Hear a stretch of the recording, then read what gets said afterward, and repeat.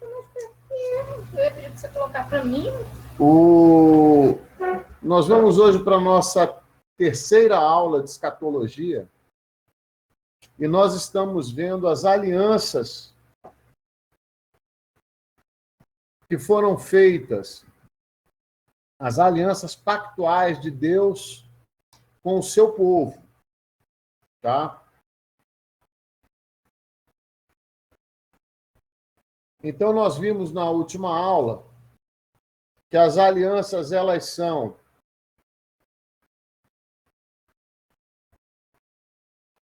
condicional e incondicional. E que dentro de uma aliança incondicional pode haver bênçãos condicionadas, tá? E hoje nós vamos começar a estudar a importância da aliança abrâmica. A primeira das 4 grandes alianças determinativas feitas por Deus com a nação de Israel foi a aliança abrâmica, que deve ser considerada a base de todo o plano de alianças. As Escrituras são ricas em referências à aliança que Deus fez com Abraão. A sua aplicação é vista de maneiras variadas. Essa aliança tem importantes implicações para doutrinas ligadas à soteriologia. Queridos, vocês acabaram de ter aula com o pastor Zimar sobre soteriologia. E se vocês se recordarem da nossa aula de escatologia passada, nós falamos também um pouco de soteriologia. Como os amados veem, todas as aulas, nós vamos ver um pouco de cada matéria, porque elas se interligam, elas se entrelaçam, tá? Como a nossa irmã falou, para Deus não existe ontem e não existe amanhã, para Deus só existe o hoje, né? O Senhor, ele anda, ele vagueia em todas as eras, porque quando ele construiu, quando ele criou, ele já tinha terminado a sua obra. Então, o que para nós é futuro, para Deus já aconteceu. Tá? Então, é muito importante que nós tenhamos isso em mente. Quando a palavra diz que Jesus Cristo é o autor e consumador da nossa fé, é porque, ao mesmo tempo que ele cria, ele já tem o final. Certo?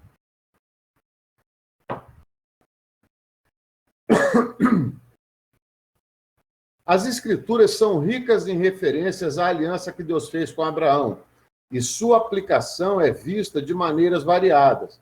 Essa aliança tem importantes implicações para doutrinas ligadas à soteriologia. Ao escrever aos Gálatas, Paulo mostra que os crentes tomam posse das bênçãos prometidas a Abraão. Aí nós vemos a referência bíblica no texto. O argumento de Paulo em Romanos é baseado na mesma promessa feita a Abraão. Imediatamente depois da queda do homem, Deus revelou o seu propósito de providenciar a salvação para os pecadores. Esse plano foi sendo desdobrado gradativamente por Deus para o homem. Quem lembra do proto-evangelho que nós estudamos lá em Cristologia? Quando nós estudamos Cristo no Antigo Testamento, né? O proto-evangelho, ele fala que Deus, no momento da rebelião, da queda do homem, Deus já coloca o escape. Certo? O nosso amigo Berg, ele até fez uma confusão na questão da prova, né? Você tá lembrado disso agora?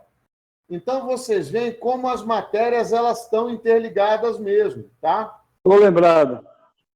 Então, nós estamos falando aqui de coisas que nós estamos vendo em outras matérias e que se repetem, né? Licença, qual a página? Ai, Jesus, página 25 de 101. da nota de escatologia, tá? Não é da apostila do curso, não. Nele, o propósito divino torna-se mais específico, detalhado, focalizado, definitivo e certo. Específico por distingui-lo e separá-lo de outros membros da raça. Detalhado por indicar mais particularidades conectadas ao propósito de salvação. Focalizado por fazer o Messias vir mais diretamente em sua linhagem, ser sua semente, definitivo por entrar em uma aliança com ele, como o seu Deus, e certo em confirmar seu relacionamento de aliança com o juramento. Mais uma vez, essa aliança tem importantes implicações na doutrina da ressurreição. A promessa vinculada à aliança é a base da refutação do Senhor contra a incredulidade dos saduceus no tocante à ressurreição. Se vocês pegarem a palavra de Deus e forem estudar um pouquinho lá, nós vamos lembrar que nós tínhamos os fariseus, os saduceus, e nós tínhamos outras classes de mestres. Hoje, ainda hoje, pessoas acham que a ressurreição é uma loucura. Certo? Aqueles que recusaram a possibilidade da ressurreição, o Senhor afirmou que a ressurreição não era apenas possível, mas necessária. Desde que Deus se revelou como Deus de Abraão, de Isaac e de Jacó, em Êxodo 3,15, com quem estabeleceu um relacionamento de aliança, e como esses homens morreram sem receber o cumprimento de suas promessas. Hebreus 11:13. Visto que as alianças não podem ser quebradas, era necessário que Deus ressuscitasse esses homens para cumprir sua palavra. Desse modo, Paulo perante Agripa, Atos 26, 6 e 8, une as promessas aos pais com a ressurreição dos mortos, em sua defesa da doutrina. Desse modo, o fato da ressurreição física é provado pelo Senhor e por Paulo com base na necessidade imposta de Deus de cumprir a aliança, mesmo que ela requeira a ressurreição física. Amados, nós temos que nos lembrar que antes do arrebatamento da igreja, virá a primeira ressurreição, tá? Nessa ressurreição, todos aqueles que dormem no Senhor, aqueles que estavam no seio de Abraão, e depois os que dormem em Cristo, todos esses ressuscitarão com corpos transformados. Então, vou até aproveitar agora para falar uma coisa. Existe algum problema de doar órgãos? Quem crê que doação de órgãos é algo que não é de Deus? Quem acha aí que quando eu for ressuscitado ou quando eu for arrebatado, eu vou precisar de um rim, de um fígado, de córnea, de pele? Amados, nós temos que ser coerentes com a nossa fé. Se nós cremos na ressurreição e nós cremos na transformação dos corpos, de corpos físicos em corpos espirituais, tá? Nós precisamos compreender que não há problema nenhum, tá? Não há problema nenhum. Então, amados, muitas seitas heréticas proíbem o homem de doar sangue, proíbem o homem de doar órgãos. Amados, isso não é bíblico, isso não tem respaldo bíblico, Isso vai de acordo com a consciência e do credo de cada um, tá? A gente enquanto líder espiritual, a gente enquanto aconselhador, né? Enquanto conselheiro, a gente tem que falar daquilo que a palavra de Deus fala. E, como dizia a reforma, né? Um dos 5 solas, qual é? Sola Escritura, certo? Se não está na Escritura, queridos, é conversa para boi dormir, tá bom? Ô, Então, professor, pois não. eu sei que não é o assunto, mas é uma dúvida que eu sempre tenho. Com relação, quando nós morremos, você pode enterrar, né? Volta para a terra, né? Ou você pode fazer a cremação. Aí, normalmente eu falo que eu quero ser cremada, a turma fala, mas e daí, depois? Quando você tiver que ressuscitar, cadê teu corpo? Eu falei, ué, mas nem quem está morto tem corpo. Olha só, irmã. Isso aí é uma pergunta muito interessante, não é só dúvida da senhora, não, é dúvida de muita gente, sabe?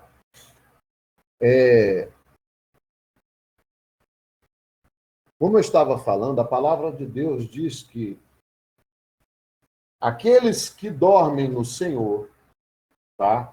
Aqueles que dormem no Senhor, eles serão ressuscitados, tá? E seus corpos serão transformados. Então, vamos fazer a seguinte analogia. O apóstolo Paulo, que foi decapitado, né? Lembremos, então, do profeta Isaías, que foi cerrado ao meio. A senhora acha que existe algum resquício do profeta Isaías em algum ponto da terra? Não.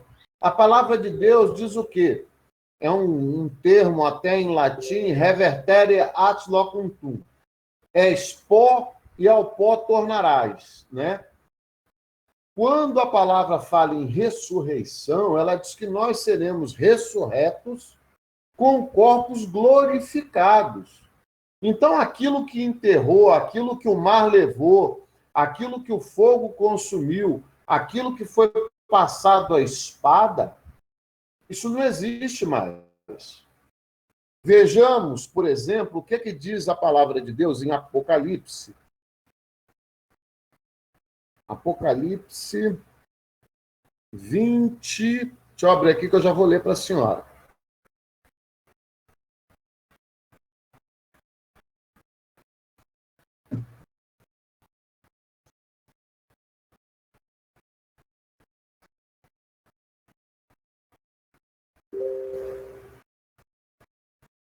Apocalipse 20.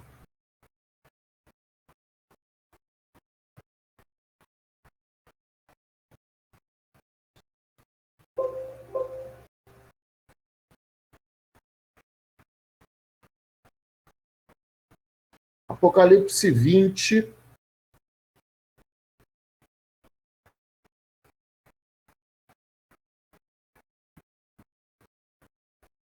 A partir do versículo 11, juízo final. O que diz a palavra? E vi um grande trono branco e o que estava sentado sobre ele, de cuja presença fugiram a terra e o céu. Então, no dia do segundo julgamento, existirão terra e céu? Não.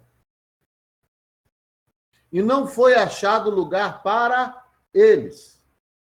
Tá?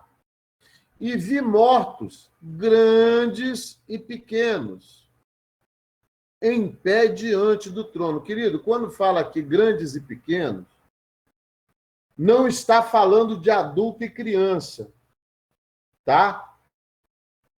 Não fala de adulto e criança. Ele fala de todos, poderosos e humildes, certo? Porque as crianças, na sua inocência, elas herdam o reino do céu, independente de qualquer coisa. Tá bom? E abriram-se uns livros, e abriu-se outro livro, que é o da vida. E os mortos foram julgados pelas coisas que estavam escritas nos livros, segundo as suas obras.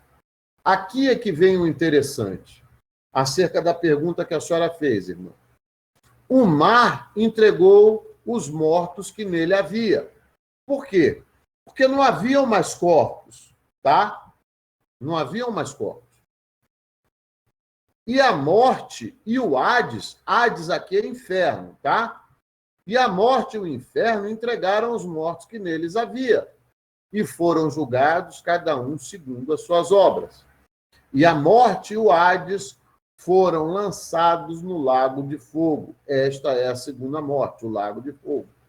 E todo aquele que não foi achado inscrito no livro da vida foi lançado no lago de fogo. Então, para os irmãos compreenderem, existe muito misticismo acerca de como se sepulta uma pessoa.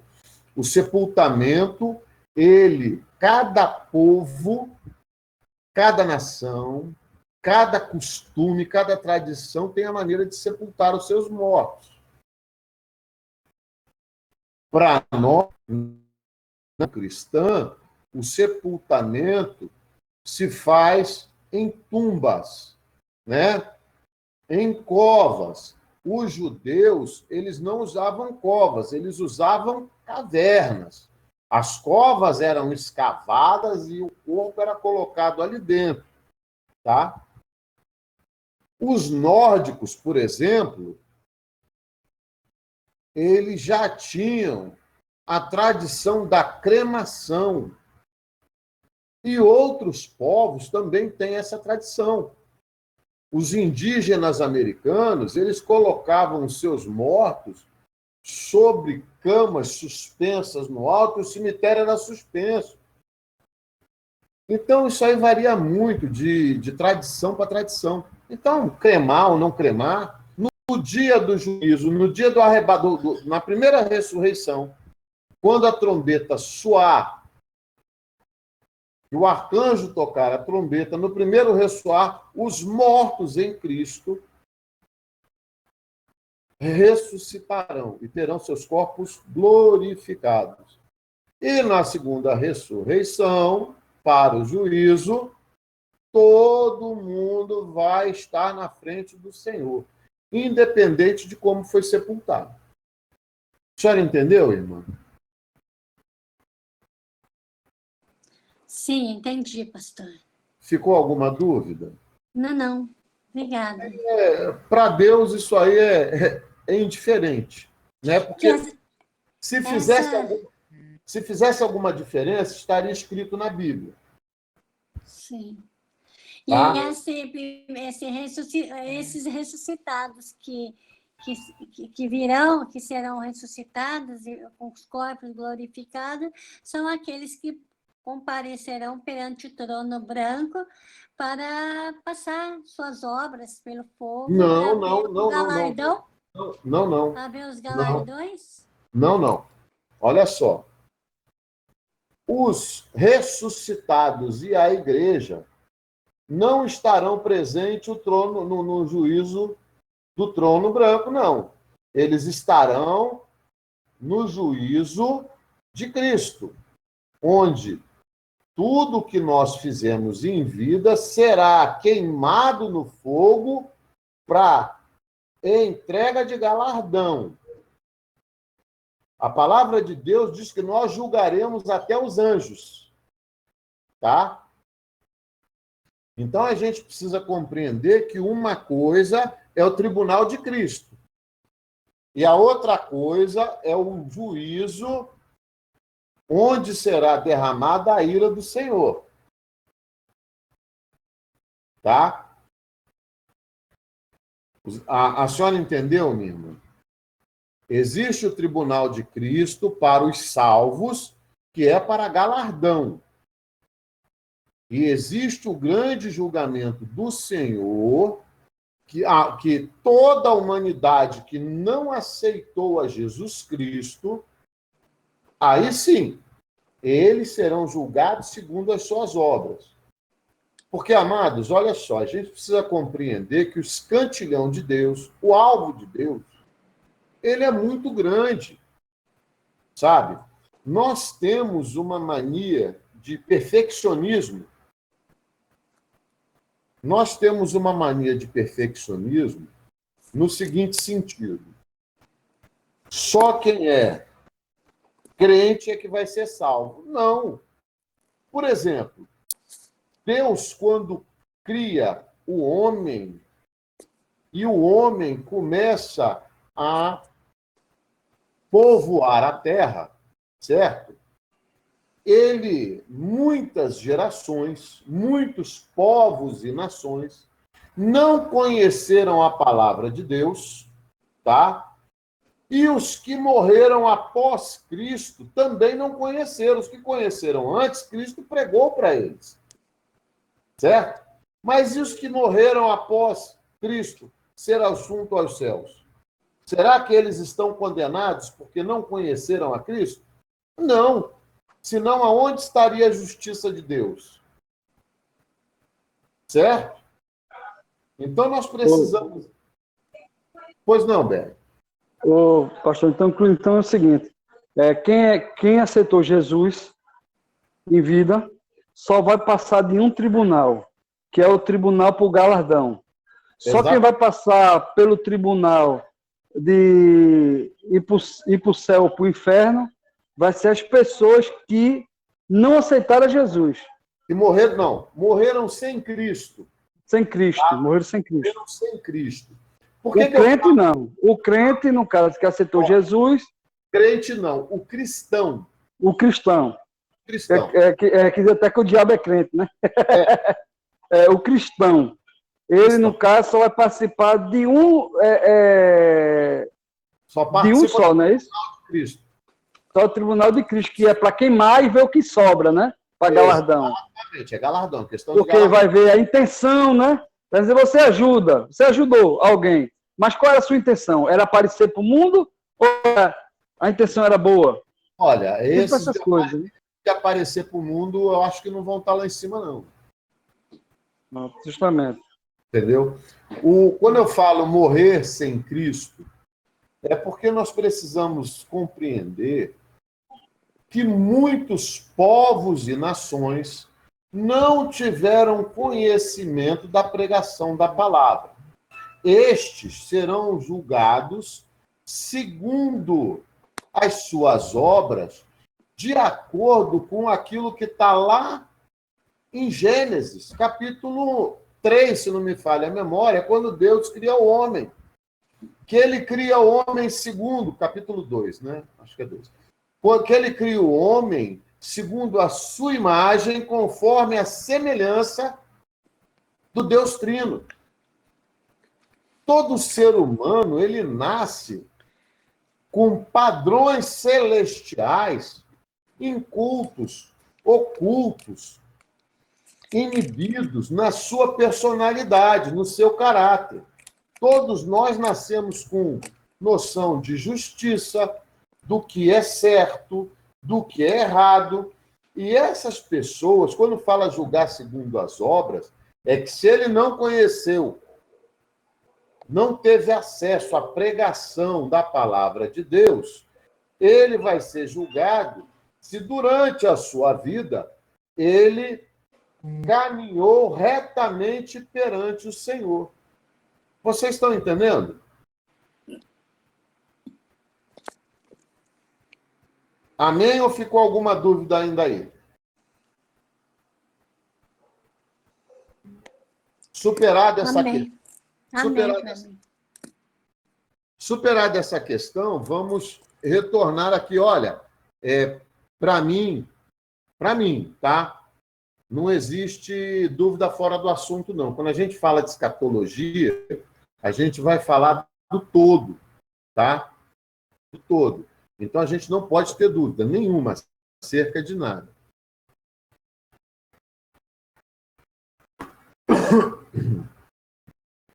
Além do mais, essa aliança tem a maior importância para as doutrinas escatológicas, os aspectos eternos dessa aliança, que garantem a Israel existência permanente, posse perpétua da terra prometida e certeza de bênçãos espirituais e materiais por meio de Cristo, garantido às nações gentias. Parte dessas bênçãos determinam todo o plano escatológico da palavra de Deus. Amados, então a gente vai bater naquela tecla novamente. As alianças foram feitas com o povo pactual ou com a igreja? Com o povo pactual. As alianças, elas foram feitas com o povo de Israel. Nós tomamos posse de parte dessas bênçãos, tá? Essa aliança torna-se uma semente da qual surgem alianças posteriores com Israel. As áreas essenciais da aliança abrâmica, a terra, a semente e a bênção, são ampliadas em alianças subsequentes firmadas com Israel. Lincoln mostrou-nos a comparação. Os relacionamentos de alianças eternas e misericordiosas feitas entre Deus e Israel podem ser graficamente demonstradas da seguinte forma. Aí nós vamos lá. A aliança geral e básica com Abraão. Aí vem as outras alianças, tá?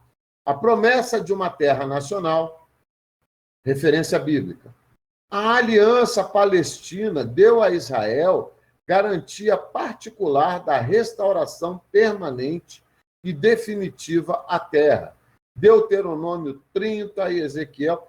Com relação a essa aliança palestina, eu quero dizer aos irmãos uma coisa que às vezes incomoda um pouquinho, né? A gente vê aquele conflito entre Israel e os palestinos, e eu já vi crentes. Poxa, coitado dos palestinos, eles também têm direito àquela terra. Não tem, não. Tem, não. A terra foi dada como promessa ao povo de Israel. Ponto. Fazer o quê? Quem não gostar, conversa com o Papai do Céu. Nós não podemos abençoar Israel com posses, porque Israel é rica. Glória a Deus por isso. Mas nós necessitamos orar pelo povo de Israel.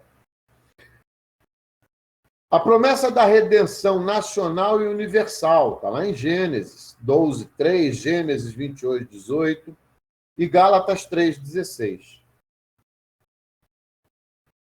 Uma nova aliança está particularmente relacionada à bênção espiritual e à redenção de Israel, tá? A promessa de numerosos descendentes que formariam uma grande nação. A aliança davídica está relacionada à promessa de dinastia, nação e trono.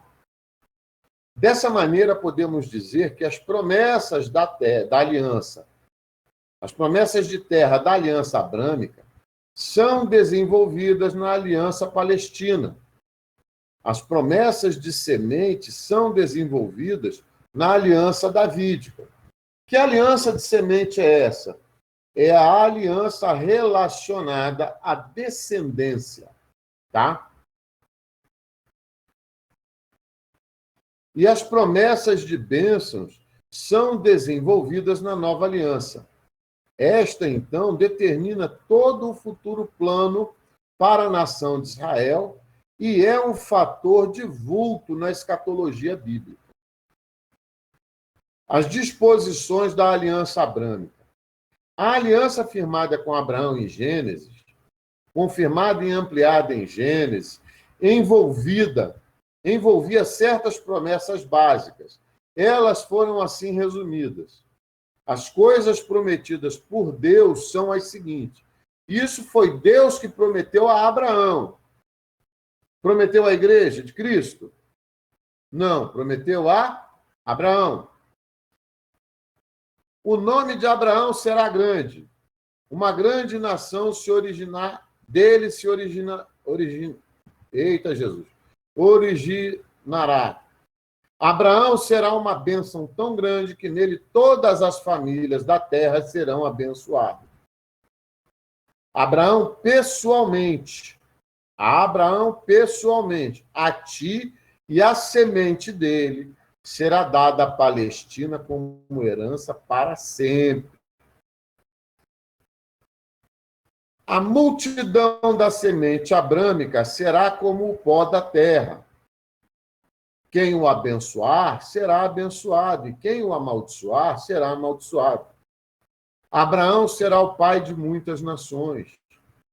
Reis viriam a partir dele. A aliança será perpétua, uma aliança eterna. A terra de Canaã será uma possessão eterna. Deus será seu Deus, seu e de sua semente. Sua semente possuirá a porta dos seus inimigos. Em sua semente, todas as nações serão abençoadas. Analisando essas particularidades, observamos certas promessas individuais que foram dadas a Abraão. Certas promessas nacionais com respeito à nação de Israel, da qual ele era pai, e certas bênçãos universais que incluíam todas as nações. Essas promessas foram assim descritas por Válvula. A linguagem da aliança abrâmica é simples e direta. A aliança original é dada em Gênesis 12, 1 a 3. Existem 3 confirmações e ampliações, como as registradas em Gênesis 13, 14 a 17, 15 do 1 ao 7, 18 do 1 ao 18. Algumas das promessas são dadas pessoalmente a Abraão, algumas à semente de Abraão e algumas aos gentios ou a todas as famílias da terra. Gênesis 12, 3. A promessa para Abraão é prometido ao próprio Abraão que ele seria o pai de uma grande nação, incluindo reis e nações além da própria semente. Eu caí? Caí? Vocês estão me ouvindo? Tá, então acho que foi só a minha imagem, né? Minha imagem caiu aqui. Só a imagem que congelou, Vitor. Dá para ouvir. Pronto, voltei.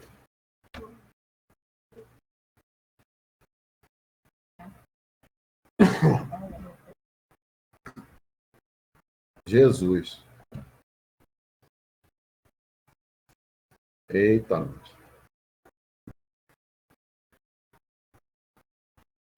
Deus promete uma bênção. Deus promete sua bênção pessoal a Abraão. Seu nome será grande e ele mesmo será uma bênção. A promessa à semente de Abraão, a própria nação deveria ser grande e intocável. É prometida à nação a posse da terra. A aliança abrâmica é expressamente chamada de perpétua. E a posse da terra é definida como possessão perpétua. A promessa para os gentios é prometida a todas as famílias da terra uma bênção. A bênção não é especificada.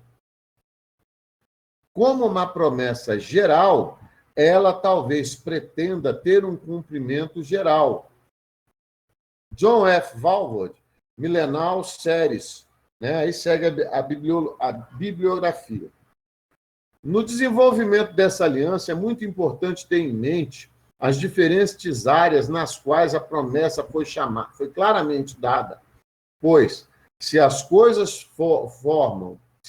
que formam a aliança em uma frase, em uma área, forem transferidas a outra, o resultado será confusão na interpretação posterior. Promessas pessoais não podem ser transferidas para a nação, e promessas a Israel não podem ser transferidas para os gentios.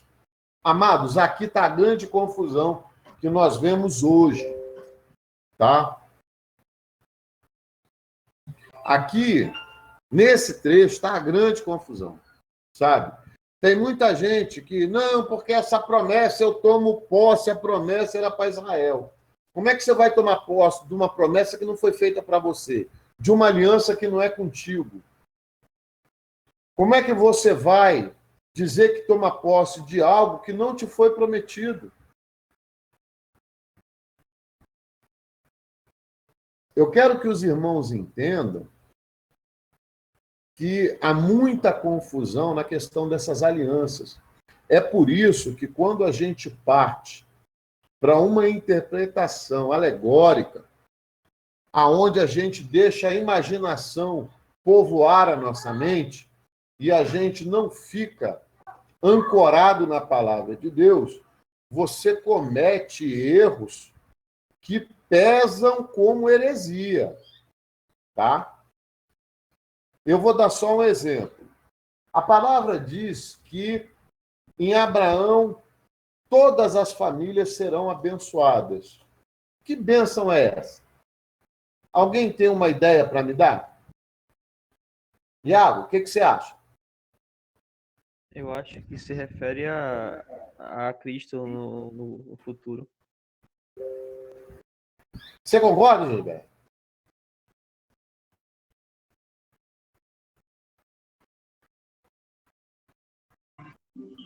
Concordo. Amados, muitos escritores,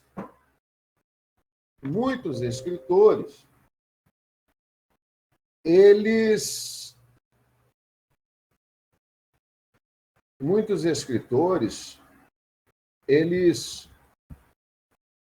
concordam com isso, que a bênção a que Deus se referia era justamente sobre a semente de Abraão. E mais à frente, quando Jacó fala a seus filhos antes de sua morte, que ele diz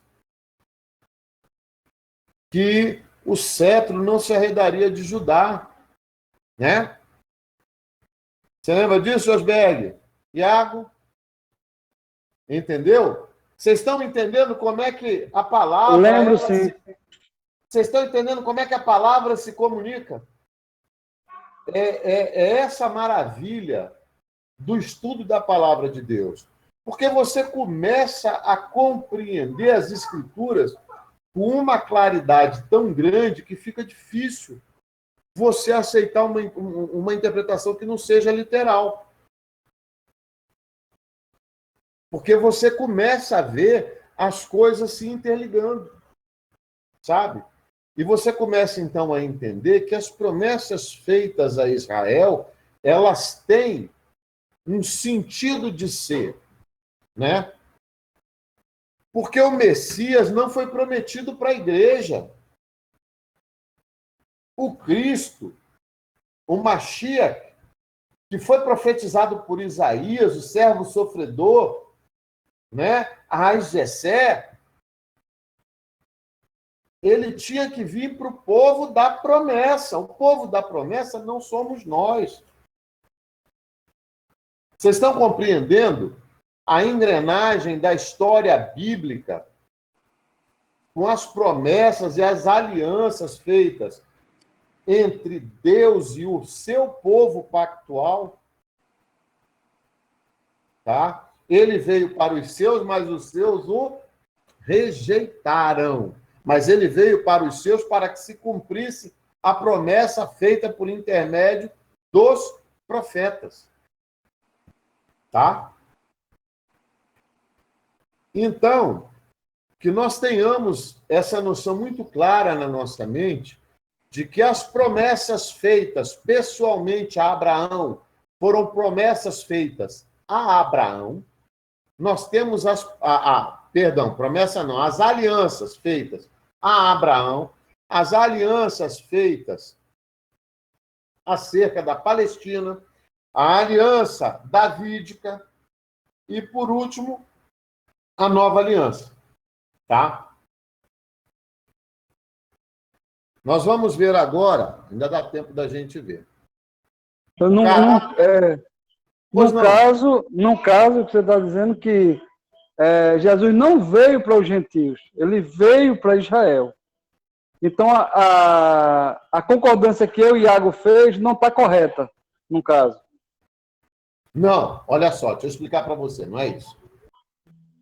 Jesus Cristo, ele veio para toda a humanidade, tá? Vamos lá para João 3,16, depois nós vamos voltar lá para Gênesis, tá bom? Lá para o proto-evangelho, tá? E vamos voltar também para essa aliança abrâmica. Eu vou explicar isso para vocês agora, vê se vocês compreendem. João 3,16. Deus amou a quem? A Israel? Ao mundo. Certo? Deus amou ao mundo de tal maneira que deu seu Filho unigênito para todo aquele que nele crê, não pereça, mas tenha vida Eterna. Então, Deus já condiciona, olha só, nós estamos vendo uma bênção condicionada em cima de uma aliança incondicional, tá? Certo. Para todo aquele que nele crê, todo aquele que nele crê, então existe uma condição, não pereça, Tem que crer. mas tenha vida eterna. Aí nós vamos lá lá na aliança abrâmica, tá? A promessa universal, né? E essa nos alcança, que é justamente a vinda do Cristo, a vinda do Cordeiro de Deus, que tira o pecado do mundo. Olha só. Então estamos certos, né? Então estamos certos, né? É Cristo. Agora. Olha só. Qual é a promessa feita? Qual é a promessa feita a todas as famílias da terra? Que em Abraão, todas as famílias da terra serão benditas. abençoadas. Tá? Então, todos serão alcançados pela bênção universal em cima da aliança abrâmica que Deus faz com quem? Com Abraão. Com Abraão. Tá? Vocês estão compreendendo como é que funciona aí a engrenagem da palavra de Deus? Entendi. Tá? E aí, Iago? Eu tô vendo que eu já usei muito versículo errado orando. Meu irmão, isso não é só você não, meu irmão. Fica tranquilo. Aquela promessa de Josué, eu via sempre muitos homens orarem, né? Questão que em batalha espiritual, tendo acontecendo, falando que eu posso, porque Deus falou que eu pisasse pelos meus pés, era a terra como herança. E eu via muita gente usar e eu acabei pegando e também usando. Aí o senhor falando, eu fico lembrando disso. É porque é o seguinte, gente, olha só. A oração... O Mário é doutor em oração, eu sou só filhotinho, tá? Mas tem um livro muito bom do reverendo Johnny Tippett, chamado Fator Oração. Quem puder, coloca na internet, baixa, que é um livro maravilhoso. Segundo esse reverendo, que eu concordo com ele, gênero, número e grau, ele diz o seguinte, gente, o Pai Nosso, ele não é só uma oração, ele é a chave para a gente penetrar no Santo dos Santos, sabe? Porque ele ensina a você começar a orar com a reverência necessária. Você sabendo que o Pai Nosso, Paizão, Paizinho, Abba, Pai, como Jesus chamava, apesar de ser meu paizão, ele habita aonde? Nos céus. Pai nosso que está nos céus. Santificado seja o teu nome. Vamos lembrar de Isaías 6?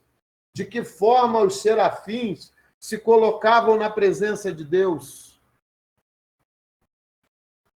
Isso nos remete à situação de quão pecadores nós somos. Basta lembrar da situação do profeta Isaías. Eis que sou homem de lábios impuros e habito no meio de homens de impuros lábios. Né? Então, nos ensina que a oração, ela não é você clamar a Deus por algo que Deus já te deu. Ora, se Deus sonda o nosso coração, ele já sabe das nossas necessidades, dos nossos sonhos, dos nossos planos. Nós devemos orar a Deus até que o nosso gemido, o nosso coração contrito, o rasgar do nosso coração e não das nossas vestes, chamem a atenção de Cristo. Não é isso? O que o profeta Joel fala? Que Deus não quer que nós rasguemos as nossas vestes. Ele quer que nós rasguemos o quê? Os nossos corações. Que a gente verdadeiramente se coloque na presença de Deus e com o coração arrependido, um coração contrito, porque Deus não despreza. Não é isso? Então, a nossa oração, às vezes, a gente vê dentro das igrejas locais algumas práticas que não são bíblicas, tá? E todas elas voltadas para algo que as pessoas desconhecem, que é o egocentrismo. Então, eu vou na igreja, eu vou na minha igreja local, não para agradecer, para louvar, para engrandecer, para adorar ao meu Deus na beleza da santidade de quem? Minha? Não, é dele.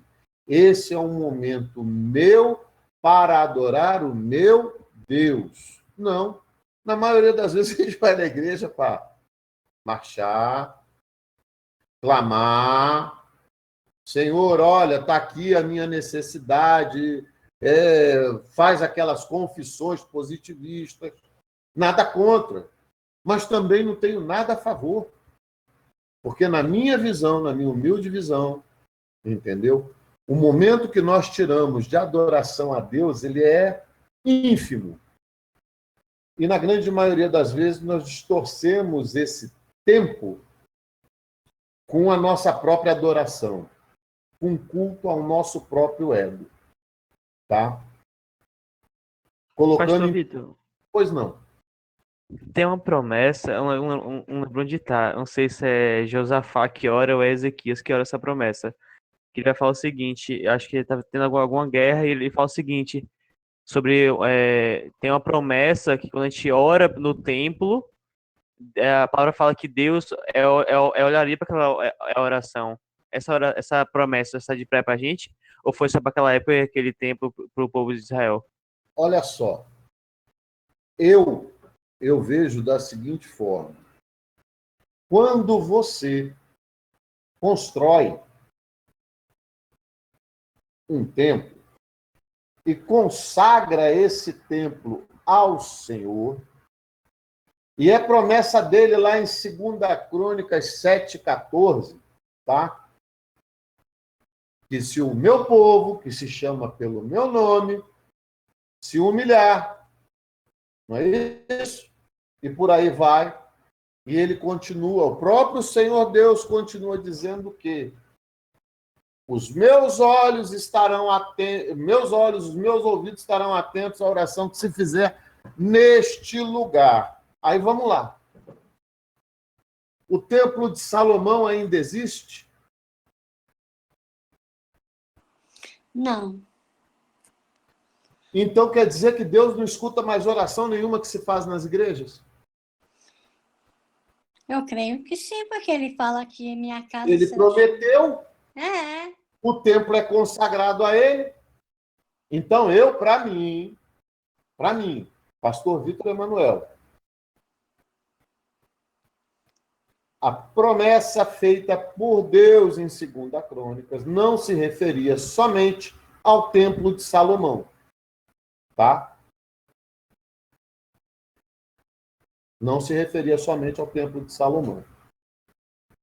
Agora, há que se ter muito cuidado quando você evoca em oração determinadas promessas. Porque Pronto, Deus... voltou sua imagem, é porque estava sem imagem, Vitor, perdão. Uhum. Porque Deus, no meu entender, ele não olha só as vitórias do ser humano, não. Ele contempla também as derrotas das nossas almas. Tanto é que a palavra de Deus diz que perante o Senhor existe, né,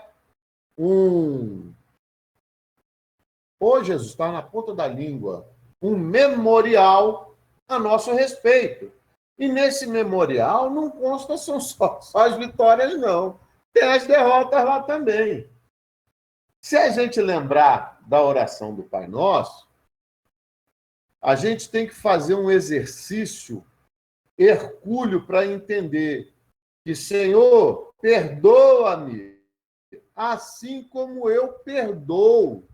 Então você coloca na mão de Deus a medida da sua régua e não da dele.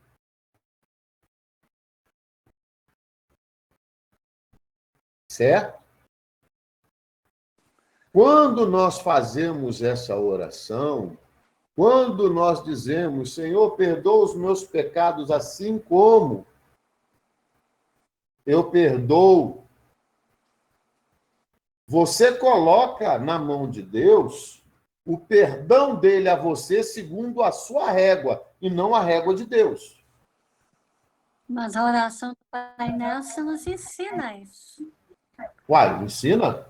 Perdoa as minhas dívidas, assim como nós perdoamos os nossos devedores. Nós estamos colocando na mão de Deus a nossa régua de julgamento. Tá? É por isso que eu falo, gente, olha, Deus é um ser tão maravilhoso, tão espetacular, tão tremendo, que Deus olha para nós com amor e com a misericórdia tão grande e fala, ó, vocês não têm jeito. É por isso que eu mandei Jesus Cristo. Porque se Deus fosse nos julgar segundo o nosso padrão ético e moral, ele toda hora mandava uma bolinha de fogo. Ia lá o Vitor, ó, pisou no tomate. Bum, desaparece. Vocês estão entendendo? Então, amados, a gente precisa, nessa questão de promessas, de orar, de todas as coisas, nós precisamos compreender que nós não vivemos segundo a letra da lei, mas nós vivemos segundo o Espírito Santo. A graça do nosso Senhor Jesus Cristo, entendeu? E do Espírito Santo, que é o nosso Consolador e inspirador da palavra. Porque, como diz o profeta Isaías, os nossos atos de justiça são como trapos de imundícia para Deus. Paulo, num tratado maravilhoso, no capítulo 7 de Romano, da Carta aos Romanos, ele disserta acerca da lei e do pecado, e Paulo chega à conclusão que acaba com toda e qualquer dúvida acerca da nossa posição ética e moral. Em algumas traduções, o que está escrito é o seguinte, o Osimar até citou isso hoje, pastor Osimar, que miserável homem que sou, quem me livrará o meu corpo desta morte? Porque o bem que eu quero, esse não faço, e o mal que aborreço, esse pratico. Porque a nossa carne milita contra o espírito. Então, queridos, o que nós estamos vendo é a movimentação da engrenagem de Deus em prol de um povo que ele escolheu, para si, tá? E que não tenham dúvidas vocês, que toda vez que esse povo se desviava do caminho que Deus tinha ordenado, Papai do céu pegava o chicote, amigo, e ó, pau! Pegava o cajado e no lombo do rebanho. Sabe por quê? Porque ele diz que repreende a todos quanto ele ama. Então a gente vê no desenrolar da história bíblica, tá? No desenrolar da história bíblica, da história do povo hebreu, que nós, que hoje somos a Igreja de Cristo, a noiva, nós não perdemos em nada as coisas erradas que aquele povo fazia.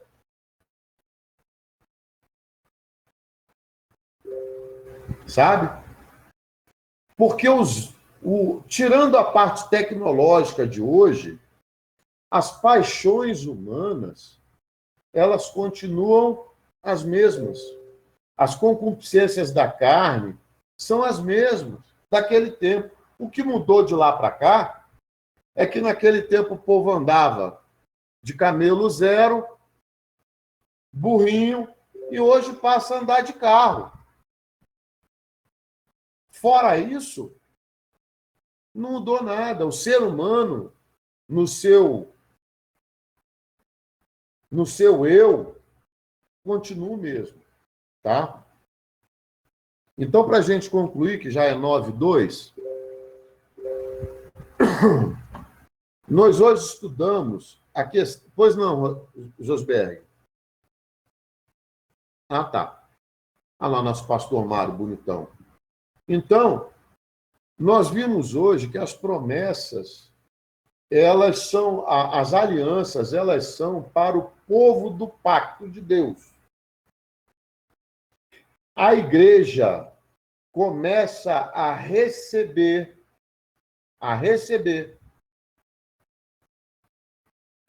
a sua promessa na nova aliança, que é a aliança feita no sangue de Jesus Cristo, e começa a existir a partir da descida do Espírito Santo durante a festa de Pentecostes em Jerusalém, onde a igreja do Senhor estava reunida. Tá? Nós ainda vamos estudar a aliança davídica, a aliança palestina, nova aliança, nas outras aulas. Mas é isso, gente. Escatologia é isso. Escatologia não é só estudar Apocalipse e os profetas messiânicos, não. Escatologia é compreender o concerto de Deus com o seu povo, aí nós nos incluímos, porque nós fomos enxertados. Não é na oliveira, não, viu? Perdão, é na videira. Não é isso, pastor Mário? Ô, meu pastor, sim, senhor. Então, nós fomos enxertados, mas o Senhor nos trata por filhos. Jesus Cristo é o primogênito de muitos irmãos, que somos nós. Agora, o povo da promessa somos nós? Não, não somos. O povo da promessa é Israel. Nós somos o povo alcançado pela graça de Deus. João 3,16. Aí somos nós.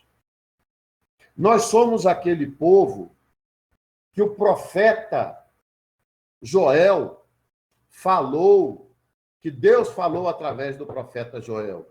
E nos últimos dias derramarei do meu espírito sobre quem? Sobre a carne do povo da promessa? Não, sobre toda a carne.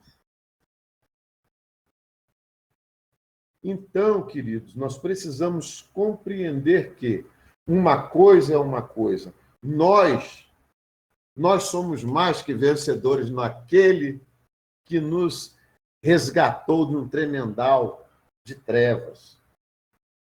nós somos chamados de... Me ajuda aí, pastor Mário. Nação santa, raça eleita, Povo adquirido. sacerdócio real.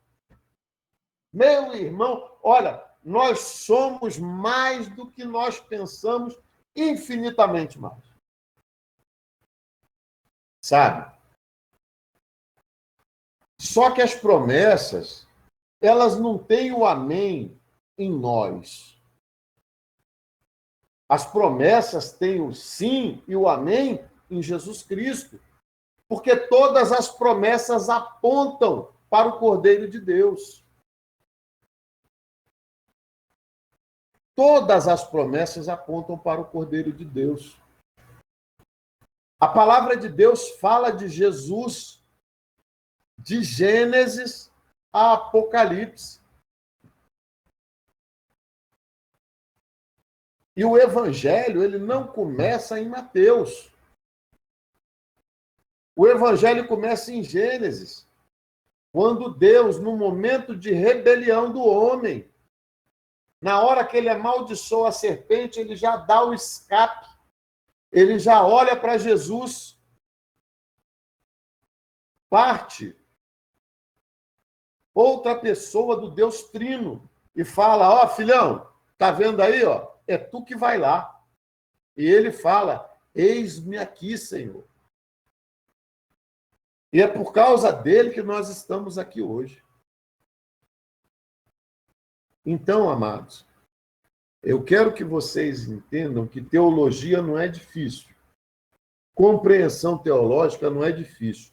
A palavra de Deus é de uma simplicidade e de uma lógica tão grande que até eu consegui entender. Se eu conseguir entender, amados, vocês vão ser professores maravilhosos.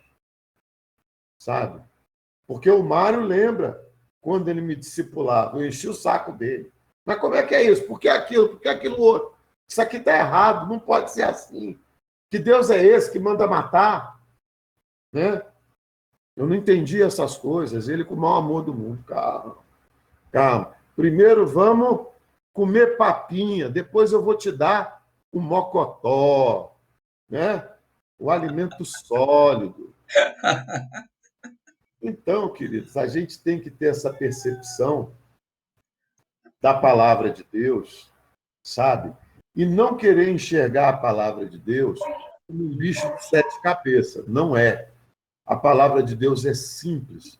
Olha, eu gosto de lembrar muito, Mário, no momento em que os apóstolos estão lá todos reunidos, esperando, comungando ali com os últimos momentos do Senhor Jesus, quando o Senhor, sabe, fala assim aí, Consolador, abra a mente deles para a minha palavra. Irmão, a gente estava falando aqui de homens que não sabiam ler e escrever, não tinham conhecimento da escrita, eram indoutos, eram nécios, e homens que escreveram coisas maravilhosas, tirando Paulo e Lucas, né? Tirando Paulo e Lucas, queridos, era só analfa, de pai e mãe. E esses homens eram capazes de, louvando, orando, a fé era tamanha que aconteciam terremotos e cadeias eram quebradas. Esses homens eram capazes de, em meio a doenças terríveis, doenças de nascença, olharem para um pedinte e falar: ouro nem prata eu não tenho, mas o que eu tenho, graça recebi, de graça te dou. Pega a tua cama, levanta e anda. Queria eu um tostãozinho de Assunção. Né? Então, amados, não existe dificuldade na palavra de Deus. sabe? É uma coisa que eu comentei aqui, que o irmão Nelson até virou para mim e falou assim: então nós fizemos errado hoje, no sábado. A gente não orou pedindo que o Espírito Santo estivesse aqui, abrindo a mente da gente. Eu falei: é verdade. Porque quando a gente vai falar de Deus, né, nós somos quantos? Por que a gente não pediu para o Espírito Santo estar aqui administrando a nossa pouca eficiência no entendimento? Né? Então, queridos, a palavra de Deus ela é simples. Ela é simples e, às vezes, a gente vê tantas coisas difíceis. Homens que, às vezes, passam uma vida inteira para escrever um livro, 2, 3, estudando tempo integral. Aí, daqui a alguns anos, aparece outro homem que escreve uma outra peça e coloca por terra todos aqueles pensamentos. Entendeu? Então, a gente chega à conclusão, olha, será que tanta literatura, tanta obra faz tão bem assim? Eu tenho minhas dúvidas. Porque Lutero chegou a essa conclusão de forma empírica. Ele viu o que estava escrito, viu o que era praticado e viu que uma coisa não dava testemunho da outra, sabe? Então ele ficou com o quê? Sola escrita. Sola escritura, né?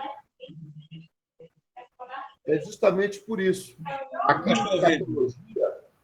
eu quero fazer uma humilde participação aqui. Bora, meu pastor.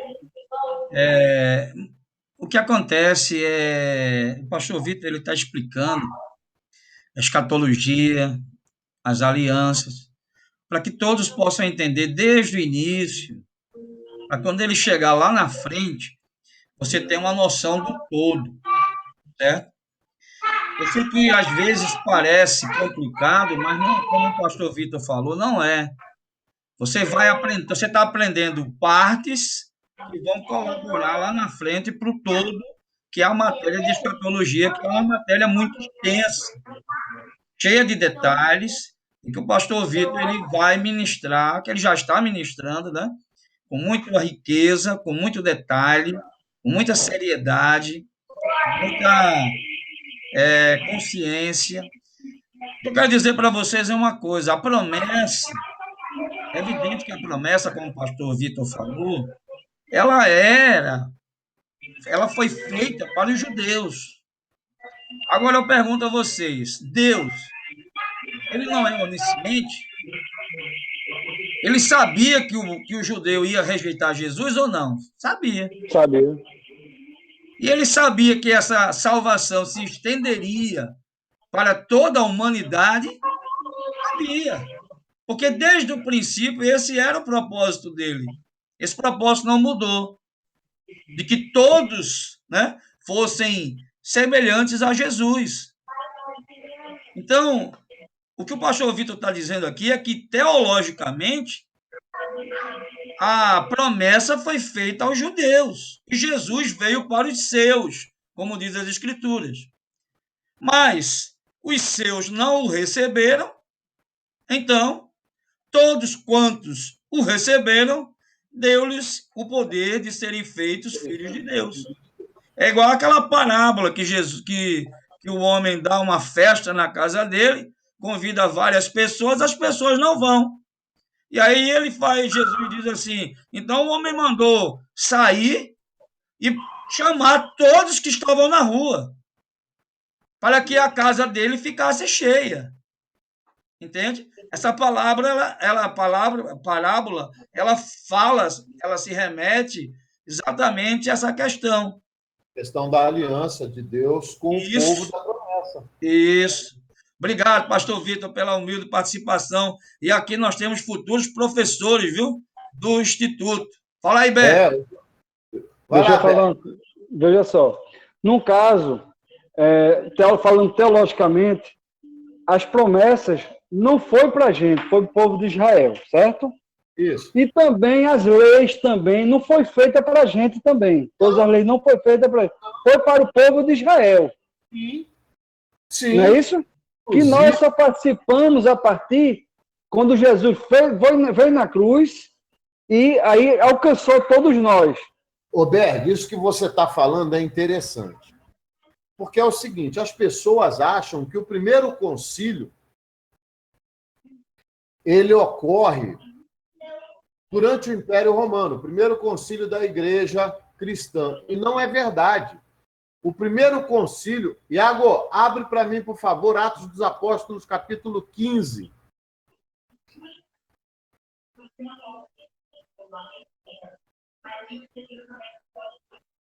Então, o primeiro concílio da Igreja, ele ocorreu em Jerusalém, quando... Vamos lá para Atos dos Apóstolos. Jesus, está aqui na minha Bíblia, eu tenho certeza disso. Capítulo 15.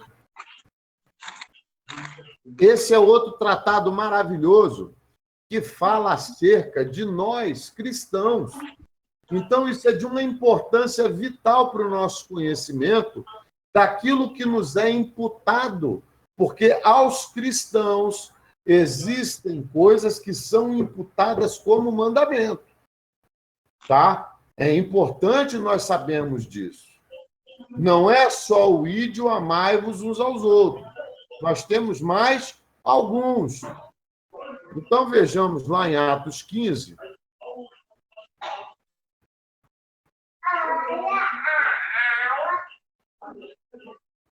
Vamos lá, Atos 15.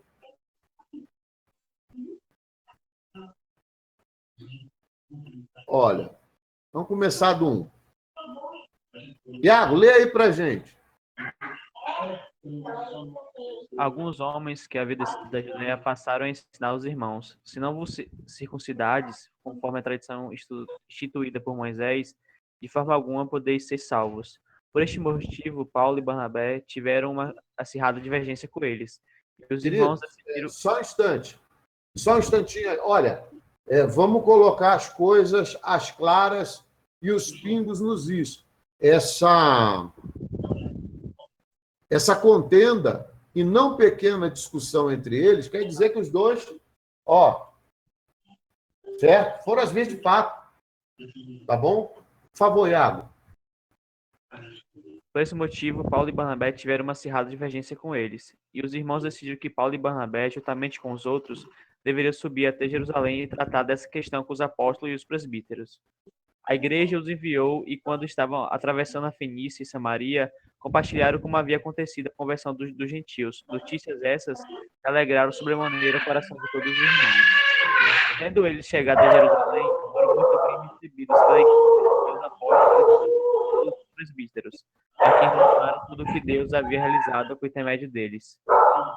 Entretanto, alguns dos grupos religiosos dos fariseus que tinham crido levantaram-se protestando: é necessário circuncidá-los e ordenar-lhes expressamente que observem Moisés. Isso, os apóstolos e os presbíteros se reuniram para deliberar sobre a questão imposta. Depois de um grande debate, Pedro tomou a palavra e ponderou-lhes: irmãos, vós sabeis que desde há muito tempo Deus me escolheu entre vós para que, por meu intermédio, ouvisse os gentios as palavras do evangelho e crescem. E Deus, que conhece os corações, testemunhou em benefício deles, concedendo-lhes o Espírito Santo da mesma forma como o deu a nós. E não fez qualquer distinção entre os gentios e nós outros, purificando o coração deles pela fé. Agora, pois, por que quereis tentar a Deus, colocando sobre as costas dos discípulos uma carga que nem nossos antepassados, nem nós mesmos conseguimos suportar? De modo algum, cremos que somos salvos pela graça do nosso Deus Jesus Cristo, exatamente do mesmo modo que os gentios também. Então, toda a assembleia ficou em silêncio, enquanto ouvia Barnabé e Paulo relatando todos os sinais miraculosos e prodígios que por meio deles Deus realizará entre os gentios. Quando acabaram de compartilhar, Tiago pediu a palavra e arrasou-lhes: irmãos, ouve-me. Simão narrou como primeiramente Deus foi ao encontro dos gentios para edificar entre eles o povo consagrado ao seu nome. Esse acontecimento aqui é o de Cornélio. E com isso, então, de pleno acordo, as palavras dos profetas como está escrito: Depois disso, voltarei e reconstruirei a tenda de Davi, que está caída. Edificarei as suas ruínas e tornarei a levantá-la, para que o restante das pessoas busque ao Senhor, todos os gentios dos quais é invocado o meu nome. Diz o Senhor que faz essas realizações desde os tempos antigos. Julgo que não se deve constranger aqueles que dentre os gentios se convertem a Deus. Todavia, escreva-lhes que se abstenham das contaminações dos ídolos, da imoralidade, da carne, de animais sufocados e do sangue. Porque desde os tempos antigos Moisés é pregado em todas as cidades, bem como ali nas sinagogas em todos os dias de sábado. Só um instante, Iago, lê lá para a gente o 20 novamente. O 20. Todavia, escrevo-lhes que se abstenham das contaminações dos ídolos, da imoralidade, da carne, de animais focados e do sangue. Isso aí nos é imputado como mandamento, tá? Então, posso comer aquela galinha de cabidela? Não. Diga aí, Posso não? Vitor. Olha só. Posso não? Não. Mas escreve-lhes que se abstenham das contaminações dos ídolos, da prostituição, do que é sufocado e do sangue. Sangue de animal, pode? Eu posso pegar o sangue de um animal e preparar minha comida com ele? Não. Uma carne mal passada, posso? Posso. Eu não estou usando o sangue para o preparo do alimento, tá? Então, isso aqui, ó, tudo que está escrito no versículo 20, nos é imputado como mandamento da lei para que nós cumpramos. Mas espera aí, só um minuto. Posso falar? Lógico. Só um minuto, veja só. Não tem uma parte da Bíblia que diz que o que é impuro não é o que entra na boca, é o que sai da boca? Não, olha só. Se torna-se impuro? Não, nós vamos lá para a estadia de Pedro, na casa de Simão Curtidor, quando Pedro tem um sonho, tem uma visão, e desce do céu um lençol com todo tipo de animais, tá? E Deus manda que Pedro mate e coma de tudo que está sobre o lençol. E ele fala ao Senhor, Senhor, eu não como nada que é impuro. E Deus fala para ele, não diga que é impuro aquilo que eu criei. Separou isso? Separou. O sangue, ele é proibida a utilização do sangue para o consumo do povo de Deus. Quando há o primeiro concílio da igreja, o que é imputado como mandamento para a igreja de Cristo é que abstenham das contaminações dos ídolos, da prostituição, do que é sufocado e do sangue. Isso era mandamento, isso era lei para os judeus e é lei para nós. Tá? Isso era lei para os judeus e é lei para nós. Estas coisas foram impostas pelo concílio de Jerusalém para a igreja cristã. Então, tem muitas coisas que nós precisamos compreender, mas não fica preocupado com a tua galinha de cabidela, não, viu? Papai releva o tempo da ignorância. Não se preocupe com isso, não. Tá? Queridos, o que a gente tem que fazer, essa questão de que o mal não é o que entra, mas é o que sai. Existem muitas interpretações erradas acerca de coisas que estão na palavra de Deus e que as pessoas transformam em ditado popular e que não são.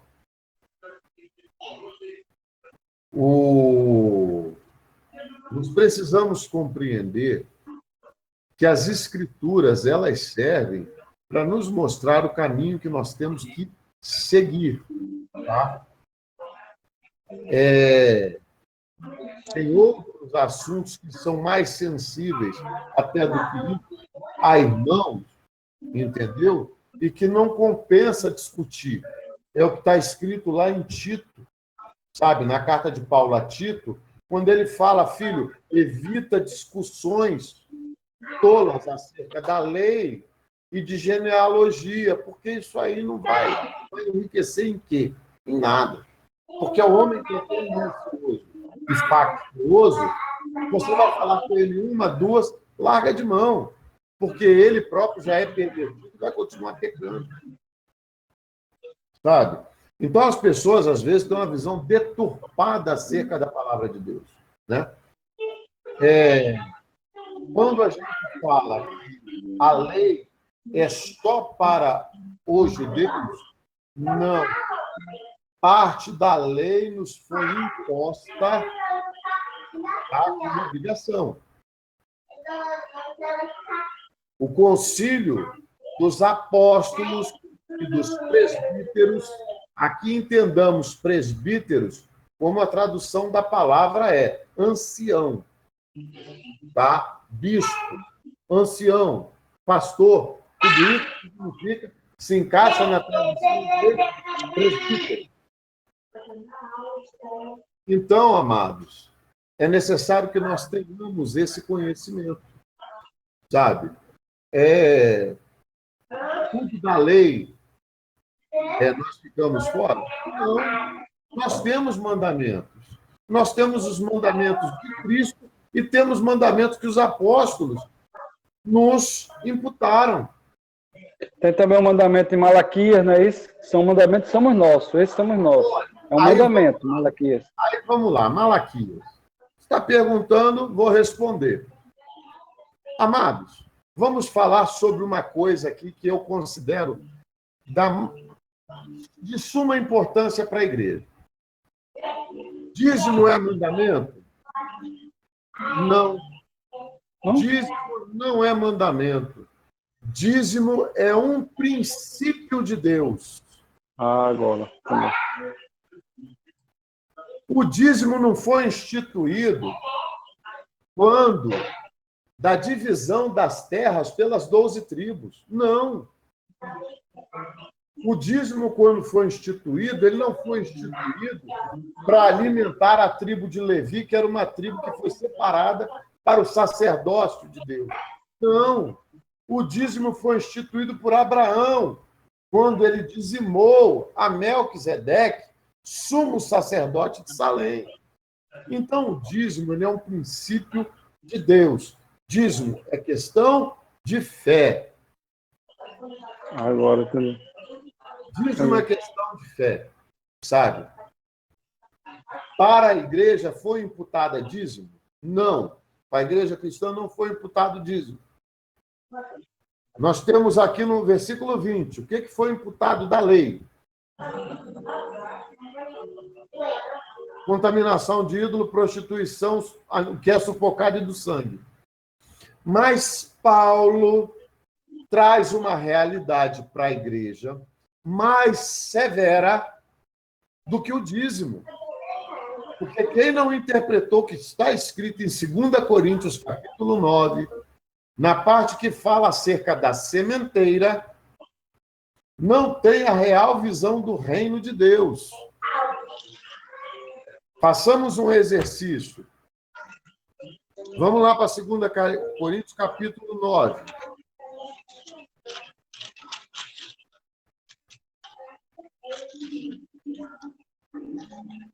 O conhecimento da palavra de Deus, ela nos traz mais responsabilidades do que nós tínhamos antes de conhecê-la, tá?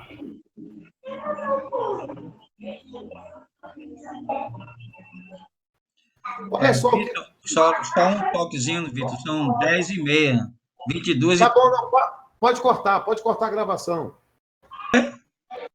Pode cortar a gravação, a gente está só aqui num debate ilustrativo. Ah, tá bom, eu estou gravando. Olha só, amado.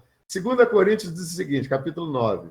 Pois quanto à ministração que se faz a favor dos santos, não é necessário escrever. Tá?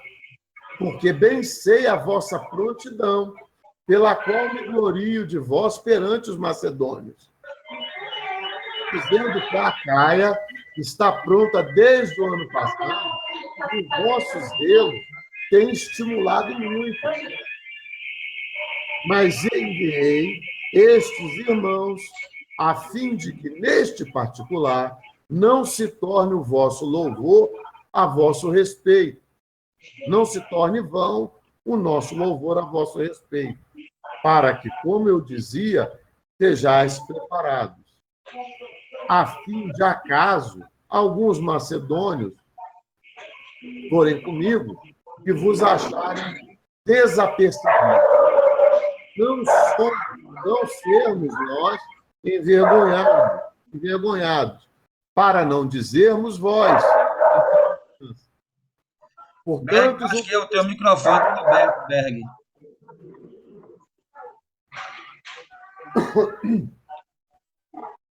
Portanto, julguei necessário exortar-te estes irmãos que fossem adiante ter convosco e preparassem de antemão a vossa beneficência, já há tempos prometido, para que a mesma esteja pronto como beneficência e não como por extorsão.